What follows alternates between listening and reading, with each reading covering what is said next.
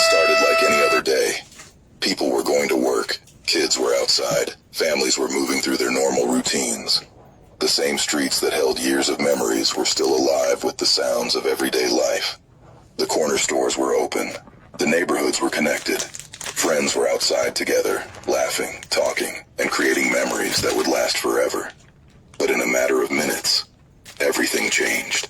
A powerful tornado came through Fairfield and left behind a path of destruction. It ripped through parts of the city, tearing apart buildings, damaging homes, and changing the landscape that so many people called home. Places that once brought people together were gone. The small stores where people would stop by every day, gone. The spots where friends would meet, talk, and spend hours together, changed forever. The familiar streets that carried so many memories suddenly looked different. For some people, it felt like losing a piece of their childhood. The tornado didn't just destroy buildings. It changed the way people connected. When the stores disappeared, when the gathering spots were no longer there, the places that helped bring the community together became memories. The conversations that used to happen on the corners became stories people told about the past. The everyday moments that people didn't think twice about became moments they wished they could experience one more time. And slowly, distance started to grow.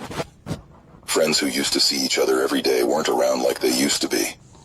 People moved in different directions. Life changed. The same streets that once brought everyone together became reminders of how fast things can change. The tornado didn't just leave damage behind. It left a feeling of losing something that couldn't be rebuilt with bricks and concrete.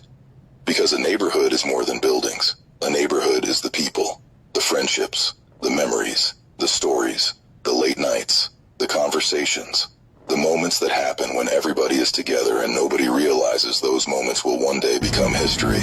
But even after the storm, Fairfield was still standing. The people were still here. The stories were still alive.